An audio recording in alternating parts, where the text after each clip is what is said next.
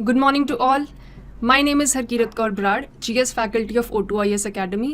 ਅੱਜ ਦੀ ਵੀਡੀਓ ਵਿੱਚ ਆਪਾਂ UPSC ਤੇ PPSC ਦੇ ਐਗਜ਼ਾਮ ਵਿੱਚ ਡਿਫਰੈਂਸ ਦੇਖਾਂਗੇ। O2IS Academy ਆਨਲਾਈਨ ਤੇ ਆਫਲਾਈਨ ਦੋਵੇਂ ਬੈਚਸ ਲੈਂਦਾ ਹੈ। ਆਫਲਾਈਨ ਲਈ ਤੁਸੀਂ ਇਹ ਨੰਬਰਸ ਤੇ ਕਾਲ ਕਰ ਸਕਦੇ ਹੋ ਤੇ ਆਨਲਾਈਨ ਲਈ ਤੁਸੀਂ ਇਹ ਐਪ ਡਾਊਨਲੋਡ ਕਰ ਸਕਦੇ ਹੋ। ਹੁਣ ਡਿਫਰੈਂਸਸ ਨੂੰ ਦੇਖਣ ਤੋਂ ਪਹਿਲਾਂ ਆਪਾਂ ਦੇਖ ਲੈਂਦੇ ਹਾਂ ਸਿਮਿਲੈਰਿਟੀਜ਼ ਕੀ ਹੁੰਦੀਆਂ ਨੇ। ਹੁਣ ਦੋਵੇਂ ਐਗਜ਼ਾਮੀਨੇਸ਼ਨ ਬਹੁਤ ਹੀ ਰਿਗਰਸ ਹੁੰਦੇ ਨੇ, ਬਹੁਤ ਹੀ ਰਿਗਰਸ ਪ੍ਰੋਸੈਸ ਹੁੰਦਾ ਹੈ। ਲੋਕਾਂ ਨੂੰ 5-5 6-6 ਅਟੈਂਪਟ ਲੱਗ ਜਾਂਦੇ ਨੇ, ਕਈ ਸਾਲ ਲੱਗ ਜਾਂਦੇ ਨੇ। ਕਿੰਨਾ ਤੁਸੀਂ ਮਿਹਨਤ ਕਰਦੇ ਹੋ, ਹੈ ਨਾ। ਸੇਮ ਹੀ ਐਗਜ਼ਾਮ ਹੈ।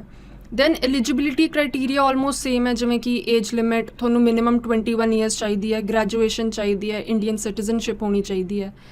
Then administrative responsibilities almost same ਨੇ, ਜਿਵੇਂ ਕਿ ਤੁਸੀਂ ਗਵਰਨਮੈਂਟ ਪੋਲਿਸੀਜ਼ ਨੂੰ ਇੰਪਲੀਮੈਂਟ ਕਰਨਾ ਹੈ, ਲਾਅ ਐਂਡ ਆਰਡਰ ਨੂੰ ਦੇਖਣਾ ਹੈ, ਤੁਹਾਨੂੰ ਗ੍ਰਾਸਰੂਟ ਲੈਵਲ ਦੇ ਉੱਤੇ ਪਬਲਿਕ ਦੇ ਨਾਲ ਡੀਲ ਕਰਨਾ ਹੈ, ਪਬਲਿਕ ਦੀ ਗ੍ਰੀਵਾਂਸਿਸ ਨੂੰ ਐਡਰੈਸ ਕਰਨਾ ਹੈ। ਦੈਨ ਕਰੀਅਰ ਪ੍ਰੋਗਰੈਸ਼ਨ ਵੀ ਆਲਮੋਸਟ ਸੇਮ ਹੈ। ਡਿਫਰੈਂਸ ਆਪਾਂ ਅੱਗੇ ਦੇਖਾਂਗੇ, ਬਟ ਫਿਲਹਾਲ ਲਈ ਤੁਸੀਂ ਇਹ ਸਮਝੋ ਕਿ SDM ਬਣੋਗੇ, DM ਬਣੋਗੇ, ਕਲੈਕਟਰ ਬਣੋਗੇ, ਇਹੀ ਪ੍ਰੋਸੈਸ ਹੈ। ਦੈਨ ਆਪਾਂ ਦੇਖਦੇ ਹਾਂ ਡਿਫਰੈਂਸਿਸ 'ਚ ਦੋਵੇਂ ਐਗਜ਼ਾਮੀਨੇਸ਼ਨ ਐਗਜ਼ੀਕਿਊਟਿਵ ਲੈਵਲ ਐਗਜ਼ਾਮੀਨੇਸ਼ਨ ਨੇ, ਦੋਵੇਂ ਬਿਊਰੋਕ੍ਰੇਸੀ ਦੇ ਐਗਜ਼ਾਮ ਨੇ। ਪਰ IAS ਦਾ ਐਗਜ਼ਾਮ ਕਹਿ ਲਓ ਜਾਂ ਫਿਰ UPSC ਦਾ ਐਗਜ਼ਾਮ, ਇਹਦੇ ਵਿੱਚ ਤੁਸੀਂ ਫੈਡਰਲ ਲੈਵਲ ਦੇ ਐਗਜ਼ੀਕਿਊਟਿਵ ਦਾ ਐਗਜ਼ਾਮ ਦਿੰਦੇ ਹੋ।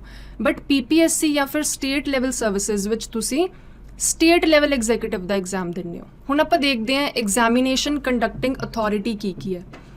ਸੈਂਟਰਲ ਸਿਵਲ ਸਰਵਿਸਿਜ਼ ਵਿੱਚ UPSC ਕੰਡਕਟਿੰਗ ਅਥਾਰਟੀ ਹੈ ਤੇ ਐਗਜ਼ਾਮ ਦਾ ਨਾਮ CSC ਹੈ। IAS ਦਾ ਐਗਜ਼ਾਮ ਨਹੀਂ ਹੈ, ਜਿਵੇਂ ਕਿ ਲੋਕ ਕਹਿ ਦਿੰਦੇ ਆ, ਇੰਨਾ ਜਨਰਲਾਈਜ਼ ਕਰਤਾ ਹੈ ਕਿ IAS ਦਾ ਐਗਜ਼ਾਮ ਨਹੀਂ ਹੁੰਦਾ, CSC ਦਾ ਐਗਜ਼ਾਮ ਹੁੰਦਾ। That is civil service examination. ਉਵੇਂ ਹੀ ਸਟੇਟ ਸਿਵਲ ਸਰਵਿਸਿਜ਼ ਵਿੱਚ ਹੁੰਦਾ ਹੈ ਆਪਣਾ ਹਰ ਇੱਕ ਸਟੇਟ ਦਾ ਪਬਲਿਕ ਸਰਵਿਸ ਕਮਿਸ਼ਨ, ਜਿਵੇਂ ਕਿ ਪੰਜਾਬ ਵਿੱਚ ਹੈਗਾ PPSC, that is Punjab public service commission. ਹੁਣ ਆਪਾਂ ਦੇਖਦੇ ਹਾਂ ਐਗਜ਼ਾਮ ਪੈਟਰਨ ਐਂਡ ਸਿਲੇਬਸ। ਹੁਣ ਐਗਜ਼ਾਮ ਪੈਟਰਨ ਸੇਮ ਹੈ, 3 ਲੈਵਲ ਨੇ, ਪ੍ਰੀਲਿਮਸ, ਮੇਨਸ ਐਂਡ ਇੰਟਰਵਿਊ, ਦੋਵੇਂ ਐਗਜ਼ਾਮੀਨੇਸ਼ਨਸ ਵਿੱਚ। ਡਿਫਰੈਂਸ ਆਪਾਂ ਦੇਖਦੇ ਹਾਂ ਕਿ UPSC ਵਿੱਚ ਵੀ 2 ਪੇਪਰ ਹੋਣਗੇ, GS and CSAT, PPSC ਵਿੱਚ ਵੀ ਤੁਹਾਡੇ GS and CSAT। ਪਰ UPSC ਵਿੱਚ ਤੁਹਾਡੀ ਨੈਗੇਟਿਵ ਮਾਰਕਿੰਗ ਹੁੰਦੀ ਹੈ, PPSC ਵਿੱਚ ਨੈਗੇਟਿਵ ਮਾਰਕਿੰਗ ਨਹੀਂ ਹੁੰਦੀ। ਦੈਨ ਤੁਸੀਂ ਦੇਖੋਗੇ ਇਹਦੇ ਵਿੱਚ ਜਿਹੜੀ CSAT ਹੈ ਉਹ ਕੁਆਲੀਫਾਈਂਗ ਹੈ, ਯਾਨੀ ਕਿ ਤੁਹਾਨੂੰ 33% ਮਾਰਕਸ ਚਾਹੀਦੇ ਨੇ।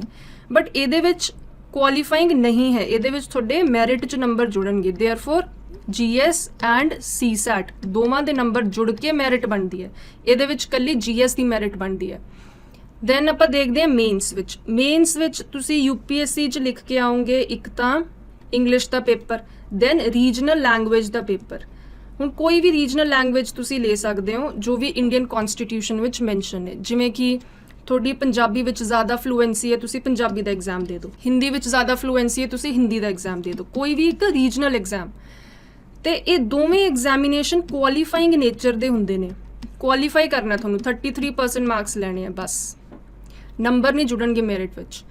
ਦੈਨ ਤੁਸੀਂ ਇਹਦੇ ਵਿੱਚ ਇੱਕ ਐਸੇ ਦਾ ਪੇਪਰ ਲਿਖੋਗੇ, ਦੈਨ GS 1, 2, GS 2, 3, 4 ਇਹ ਪੇਪਰ ਲਿਖ ਕੇ ਆਓਗੇ, ਜਿਹਦੇ ਵਿੱਚ GS 4 ਹੁੰਦਾ ਹੈ ਐਥਿਕਸ ਦਾ ਪੇਪਰ। ਦੈਨ ਤੁਸੀਂ ਇਹਦੇ ਵਿੱਚ ਆਪਸ਼ਨਲ ਲਓਗੇ ਇੱਕ, ਤੇ ਆਪਸ਼ਨਲ ਦੇ ਤੁਸੀਂ 2 ਪੇਪਰ ਲਿਖਣੇ ਨੇ, ਪੇਪਰ 1 ਐਂਡ ਪੇਪਰ 2। ਇਹ ਸਾਰੇ ਪੇਪਰ ਹੁੰਦੇ ਨੇ UPSC ਵਿੱਚ। PPSC ਵਿੱਚ ਤੁਹਾਨੂੰ ਇੰਗਲਿਸ਼ ਦਾ ਪੇਪਰ ਲਿਖਣਾ ਹੈ, ਪੰਜਾਬੀ ਦਾ ਪੇਪਰ ਲਿਖਣਾ ਹੈ। ਇਹ ਦੋਵੇਂ ਪੇਪਰ ਕੁਆਲੀਫਾਈਂਗ ਨਹੀਂ ਹੁੰਦੇ, ਇਹਦੇ ਨੰਬਰ ਜੁੜਨਗੇ, ਤਾਂ ਇਹ ਕੁਆਲੀਫਾਈਂਗ ਨਹੀਂ ਹੈਗੇ। ਦੈਨ ਤੁਸੀਂ ਐਸੇ ਦਾ ਪੇਪਰ ਇੱਥੇ ਵੀ ਲਿਖ ਕੇ ਆਓਗੇ, ਇੱਥੇ ਤੁਸੀਂ ਲਿਖਣੇ ਸੀਗੇ 2 ਐਸੇ ਤੇ ਇੱਥੇ ਤੁਸੀਂ ਲਿਖਣੇ ਆ 3 ਐਸੇ।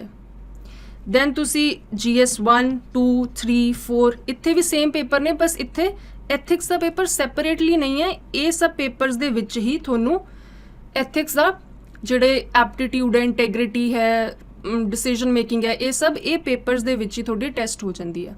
ਦੈਨ ਆਪਸ਼ਨਲ ਹੈ ਨਹੀਂ ਇੱਥੇ, ਤਾਂ ਬਹੁਤ ਵਧੀਆ ਗੱਲ ਹੈ। ਦੈਨ ਇਹ ਆਪਣੀ ਗੱਲ ਹੋਈ ਮੇਨਸ ਦੀ। ਇੰਟਰਵਿਊ ਦੀ ਗੱਲ ਕਰਾਂਗੇ ਤਾਂ ਇੰਟਰਵਿਊ ਦੋਵੇਂ ਸਟੇਜਸ ਵਿੱਚ ਹੈ।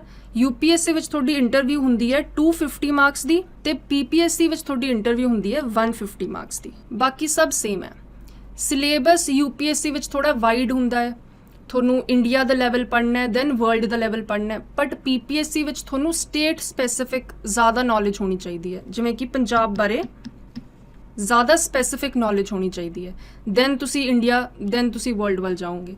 ਬਟ ਇਹਦੇ ਵਿੱਚ ਤੁਹਾਨੂੰ India level and world level the knowledge ਹੋਣੀ ਚਾਹੀਦੀ ਹੈ। ਹੁਣ ਆਪਾਂ ਨੈਕਸਟ ਗੱਲ ਕਰਦੇ ਹਾਂ ਐਲੀਜੀਬਿਲਿਟੀ ਕ੍ਰਾਈਟੇਰੀਆ। ਆਲਮੋਸਟ ਮੈਂ ਦੱਸ ਚੁੱਕੀ ਹਾਂ ਕਿ ਸੇਮ ਹੀ ਹੁੰਦੇ ਨੇ, 19-21 ਦਾ ਫਰਕ ਹੁੰਦਾ। ਜਿਵੇਂ ਕਿ ਤੁਸੀਂ ਲਾ ਲਓ ਕਿ ਪੰਜਾਬ ਵਿੱਚ PPSC ਵਿੱਚ ਜਿਹੜੀ ਕਿ DSP ਲਈ ਕੁੜੀਆਂ ਦੀ ਹਾਈਟ ਹੈ that is 5.3 feet, but in Haryana it is 5.2 feet।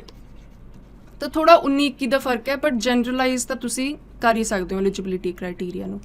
ਇਹਦੇ ਵਿੱਚ ਹਰ ਇੱਕ ਸਟੇਟ ਆਪਣਾ ਆਪਣਾ ਡਿਫਰੈਂਟ ਐਲੀਜੀਬਿਲਿਟੀ ਕ੍ਰਾਈਟੇਰੀਆ ਦਿੰਦੀ ਹੈ। UPSC ਜਨਰਲਾਈਜ਼ ਕਰਦਾ, ਸੈਂਟਰਲ ਗਵਰਨਮੈਂਟ ਇੱਕ ਜਨਰਲਾਈਜ਼ਡ ਐਲੀਜੀਬਿਲਿਟੀ ਕ੍ਰਾਈਟੇਰੀਆ ਦਿੰਦੀ ਹੈ। ਨੰਬਰ ਆਫ ਵੈਕੈਂਸੀਜ਼ ਦੀ ਆਪਾਂ ਗੱਲ ਕਰੀਏ ਤਾਂ UPSC ਵਿੱਚ ਤੁਹਾਡੀ ਵੈਕੈਂਸੀਜ਼ ਰਿਲੇਟਿਵਲੀ ਲੈਸ ਹੁੰਦੀਆਂ ਨੇ। ਜਿਵੇਂ ਕਿ ਮੰਨ ਲਓ ਕਿ 1000 ਬੱਚਾ ਜੇ ਪੇਪਰ ਦੇ ਰਿਹਾ ਤਾਂ ਇੱਕ ਸੀਟ ਤੁਹਾਨੂੰ ਮਿਲੂਗੀ, ਇੱਕ ਵੈਕੈਂਸੀ ਹੈ। PPSC ਵਿੱਚ ਮੰਨ ਲਓ ਜੇ 1000 ਬੱਚੇ ਲਈ 5 ਵੈਕੈਂਸੀਜ਼ ਹੋ ਜਾਣਗੀਆਂ ਤਾਂ ਰਿਲੇਟਿਵਲੀ ਥੋੜੀ ਜ਼ਿਆਦਾ ਵੈਕੈਂਸੀਜ਼ ਨੇ ਇਹਦੇ ਵਿੱਚ, ਕਿਉਂਕਿ ਇਹ ਆਲ ਇੰਡੀਆ ਲੈਵਲ ਪੇਪਰ ਹੈ UPSC ਦਾ ਤੇ PPSC ਸਟੇਟ ਲੈਵਲ ਸਰਵਿਸਿਜ਼ ਹੈ। Then emphasis on state specific knowledge. UPSC ਵਿੱਚ ਤੁਹਾਨੂੰ ਇੰਡੀਆ ਦੀ ਨੌਲੇਜ ਹੋਣੀ ਚਾਹੀਦੀ ਹੈ, ਵਰਲਡ ਦੀ ਨੌਲੇਜ ਹੋਣੀ ਚਾਹੀਦੀ ਹੈ, ਬਟ ਸਟੇਟ ਸਰਵਿਸਿਜ਼ ਲਈ ਤੁਹਾਨੂੰ ਸਟੇਟ ਸਪੈਸੀਫਿਕ ਨੌਲੇਜ ਹੋਣੀ ਚਾਹੀਦੀ ਹੈ। ਜਿਵੇਂ ਕਿ ਪੰਜਾਬ ਦੀ ਜੀਓਗ੍ਰਾਫੀ ਕਿਵੇਂ ਕੰਮ ਕਰ ਰਹੀ ਹੈ, ਇਕੋਨਮੀ ਕਿਵੇਂ ਕੰਮ ਕਰ ਰਹੀ ਹੈ, ਪੰਜਾਬ ਦਾ ਕਲਚਰ, ਪੰਜਾਬ ਦੀ ਹਿਸਟਰੀ, ਹੈ ਨਾ। ਇਕੋਨਮੀ ਲਈ ਤੁਸੀਂ ਸਪੈਸ਼ਲੀ ਪੰਜਾਬ ਦਾ ਬਜਟ ਪੜ੍ਹੋਗੇ। ਇਹਦੇ ਵਿੱਚ ਤੁਸੀਂ UPSC ਵਿੱਚ ਤੁਸੀਂ ਸਟੇਟ ਦਾ ਬਜਟ, ਸੈਂਟਰਲ ਗਵਰਨਮੈਂਟ ਦਾ ਬਜਟ ਪੜ੍ਹਦੇ ਹੋ, ਉਵੇਂ ਹੀ ਪੰਜਾਬ ਵਿੱਚ ਤੁਸੀਂ ਪੰਜਾਬ ਗਵਰਨਮੈਂਟ ਦਾ ਬਜਟ ਪੜ੍ਹੋਗੇ, ਹੈ ਨਾ। ਜੀਓਗ੍ਰਾਫੀ ਵਿੱਚ ਤੁਹਾਡੀ ਐਗਰੀਕਲਚਰ ਆ ਜਾਏਗਾ, ਪੰਜਾਬ ਦੀ ਬਹੁਤ ਜ਼ਿਆਦਾ ਇੰਪੋਰਟੈਂਟ ਹੈ ਐਗਰੀਕਲਚਰ, ਐਨੀਮਲ ਹਸਬੈਂਡਰੀ, ਇਹ ਸਭ ਚੀਜ਼ਾਂ ਆ ਜਾਣਗੀਆਂ। ਐਨੀਮਲ ਹਸਬੈਂਡਰੀ ਤਾਂ ਸਟੇਟ ਸਪੈਸੀਫਿਕ ਹੈ। ਹਿਸਟਰੀ ਪੜ੍ਹੋਗੇ, ਹਿਸਟਰੀ ਵਿੱਚ ਤੁਸੀਂ ਜਿਹੜੀ ਕਿ ਪੰਜਾਬ ਦੀ ਕਿਹੜੀ ਮੂਵਮੈਂਟਸ ਹੋਈਆਂ, ਜਿਵੇਂ ਕਿ ਸਿੱਖ ਰਿਫਾਰਮ ਮੂਵਮੈਂਟ ਹੋਈਆਂ, ਇਹ ਤੁਸੀਂ ਡਿਟੇਲ 'ਚ ਪੜ੍ਹਨਾ। ਦੈਨ ਤੁਸੀਂ ਰਣਜੀਤ ਸਿੰਘ ਬਾਰੇ ਡਿਟੇਲ ਵਿੱਚ ਪੜ੍ਹਨਾ। ਇਹ ਸਭ ਚੀਜ਼ਾਂ ਆਉਣਗੀਆਂ ਸਟੇਟ ਸਪੈਸੀਫਿਕ ਨੌਲੇਜ ਵਿੱਚ। ਐਡਮਿਨਿਸਟ੍ਰੇਟਿਵ ਹਾਇਰਾਰਕੀ ਦੀ ਆਪਾਂ ਗੱਲ ਕਰੀਏ ਤਾਂ UPSC ਵਿੱਚ ਤੁਹਾਨੂੰ ਇਨ ਯੋਰ 35th ਈਅਰ ਤੁਹਾਨੂੰ ਕੈਬਨਿਟ ਸੈਕਟਰੀ ਬਣਨ ਦਾ ਮੌਕਾ ਮਿਲਦਾ। ਬਹੁਤ ਵੱਡੀ ਪੋਸਟ ਹੈ ਤਾਂ ਤੁਹਾਨੂੰ ਕੈਬਨਿਟ ਸੈਕਟਰੀ ਬਣਨ ਦਾ ਮੌਕਾ ਮਿਲੂਗਾ, ਬਟ PPSC ਵਿੱਚ ਇਹੋ ਜਿਹਾ ਨਹੀਂ ਹੈ। UPSC ਵਿੱਚ ਤੁਸੀਂ ਸੈਂਟਰ ਦੀ ਬਿਊਰੋਕ੍ਰੇਸੀ ਤੱਕ, ਸੈਂਟਰਲ ਦੀ ਬਿਊਰੋਕ੍ਰੇਸੀ ਦੀ ਹਾਈਐਸਟ ਪੋਜੀਸ਼ਨ ਤੱਕ ਜਾਓਗੇ, ਬਟ PPSC ਵਿੱਚ ਤੁਸੀਂ ਸਟੇਟ ਦੀ ਬਿਊਰੋਕ੍ਰੇਸੀ ਦੀ ਹਾਈਐਸਟ ਪੋਜੀਸ਼ਨ ਤੱਕ ਜਾਓਗੇ। ਬਾਕੀ ਸੇਮ ਹੈ, ਤੁਹਾਨੂੰ ਉਹੀ ਕ੍ਰਾਈਟੇਰੀਆ ਹੈ। SDM ਬਣੋਗੇ, DM ਬਣੋਗੇ, ਕਲੈਕਟਰ ਬਣੋਗੇ, ਬਾਕੀ ਸੇਮ ਹੈ, ਬਸ ਜਿਹੜੀ ਟੌਪ ਪੋਜੀਸ਼ਨ ਹੈ ਉਹ ਡਿਫਰ ਕਰਦੀ ਹੈ। ਐਡਮਿਨਿਸਟ੍ਰੇਟਿਵ ਡੋਮੇਨ ਦੀ ਆਪਾਂ ਗੱਲ ਕਰੀਏ ਤਾਂ UPSC ਵਿੱਚ ਜਿਹੜਾ ਤੁਹਾਡਾ ਡੋਮੇਨ ਹੋਊਗਾ ਉਹ ਨੈਸ਼ਨਲ ਡੋਮੇਨ ਹੋਊਗਾ, ਤੁਹਾਨੂੰ ਬ੍ਰੌਡਰ ਡੋਮੇਨ ਮਿਲੂਗਾ। ਜਿਵੇਂ ਕਿ ਨੈਸ਼ਨਲ ਪਾਲਿਸੀ ਮੇਕਿੰਗ ਤੁਸੀਂ ਕਰੋਗੇ, ਇਹਦੇ ਵਿੱਚ ਨੈਸ਼ਨਲ ਪਾਲਿਸੀ ਮੇਕਿੰਗ, ਪਾਲਿਸੀਜ਼ ਬਣਾਓਗੇ, ਬਟ PPSC ਵਿੱਚ ਤੁਸੀਂ ਸਟੇਟ ਲੈਵਲ ਦੀ ਪਾਲਿਸੀਜ਼ ਬਣਾਓਗੇ। ਦੈਨ ਆਪਾਂ ਅੱਗੇ ਦੇਖਦੇ ਹਾਂ ਲੈਂਗੁਏਜ ਐਗਜ਼ਾਮ ਐਂਡ ਪ੍ਰੋਫੀਸ਼ੀਐਂਸੀ, ਬਹੁਤ ਇੰਪੋਰਟੈਂਟ ਹੈ। UPSC ਵਿੱਚ ਤੁਹਾਨੂੰ ਰੀਜਨਲ ਲੈਂਗੁਏਜ ਆਣੀ ਚਾਹੀਦੀ ਹੈ, ਇੱਕ ਇੰਗਲਿਸ਼ ਆਣੀ ਚਾਹੀਦੀ ਹੈ, ਤੇ ਦੋਵੇਂ ਪੇਪਰ ਕੁਆਲੀਫਾਈਂਗ ਨੇ। ਬਟ PPSC ਵਿੱਚ ਐਵੇਂ ਨਹੀਂ ਹੋ ਸਕਦਾ, ਕਿਉਂਕਿ ਤੁਹਾਨੂੰ ਸਟੇਟ ਦੇ ਵਿੱਚ ਰਹਿ ਕੇ ਕੰਮ ਕਰਨਾ ਹੈ, ਸਟੇਟ ਦੇ ਗ੍ਰਾਸ ਰੂਟ ਤੇ ਜਾ ਕੇ ਪਬਲਿਕ ਦੇ ਨਾਲ ਇੰਟਰੈਕਟ ਕਰਨਾ ਹੈ। ਦੇਅਰਫੋਰ ਤੁਹਾਨੂੰ ਪੰਜਾਬੀ ਤਾਂ ਆਣੀ ਹੀ ਚਾਹੀਦੀ ਹੈ। ਦੇਅਰਫੋਰ ਪੰਜਾਬੀ ਦਾ ਜਿਹੜਾ ਐਗਜ਼ਾਮ ਹੈ ਉਹ ਕੁਆਲੀਫਾਈਂਗ ਨਹੀਂ ਹੁੰਦਾ, ਉਹਦੇ ਨੰਬਰ ਜੁੜਨਗੇ। ਦੇਅਰਫੋਰ ਤੁਹਾਨੂੰ ਜਿਹੜਾ ਲੈਂਗੁਏਜ ਐਗਜ਼ਾਮ ਹੈ ਉਹਦਾ ਤੁਹਾਨੂੰ ਖਾਸ ਧਿਆਨ ਰੱਖਣਾ ਹੈ, ਤੇ ਪ੍ਰੋਫੀਸ਼ੀਐਂਸੀ ਵੀ ਹੋਣੀ ਚਾਹੀਦੀ ਹੈ ਬੋਲਚਾਲ ਵਿੱਚ, ਤੁਹਾਨੂੰ ਪੰਜਾਬੀ ਵਧੀਆ ਆਣੀ ਚਾਹੀਦੀ ਹੈ। ਸੈਲਰੀ ਐਂਡ ਬੈਨੀਫਿਟਸ ਦੀ ਆਪਾਂ ਗੱਲ ਕਰਦੇ ਹਾਂ ਤਾਂ 7th ਪੇ ਕਮਿਸ਼ਨ ਤੋਂ ਬਾਅਦ UPSC ਦੀ ਸੈਲਰੀ ਸਟਾਰਟ ਹੁੰਦੀ ਹੈ 56,000 ਤੋਂ 2,20,000 ਤੱਕ। PPSC ਵਿੱਚ ਵੀ ਸਟਾਰਟਿੰਗ ਇੱਥੋਂ ਦੀ ਹੀ ਹੋ ਜਾਂਦੀ ਹੈ, ਅੱਗੇ ਜਾ ਕੇ ਥੋੜਾ ਜਿਹਾ ਡਿਫਰੈਂਸ ਹੈ, ਬਟ ਸਟਾਰਟਿੰਗ ਇੱਥੋਂ ਹੀ ਹੋ ਜਾਂਦੀ ਹੈ। ਆਲਮੋਸਟ ਸੇਮ ਹੈ ਸੈਲਰੀ ਐਂਡ ਬੈਨੀਫਿਟਸ, ਆਲਦੋ ਇਹਦੇ ਵਿੱਚ ਤੁਹਾਡਾ ਸਟੇਟ ਡਿਸਾਈਡ ਕਰਦੀ ਹੈ, ਸਟੇਟ ਗਵਰਨਮੈਂਟ ਡਿਸਾਈਡ ਕਰਦੀ ਹੈ ਕੀ ਬੈਨੀਫਿਟਸ ਮਿਲਣਗੇ, ਇਹਦੇ ਵਿੱਚ ਤੁਹਾਡੀ ਸੈਂਟਰਲ ਗਵਰਨਮੈਂਟ ਡਿਸਾਈਡ ਕਰਦੀ ਹੈ। Thank you.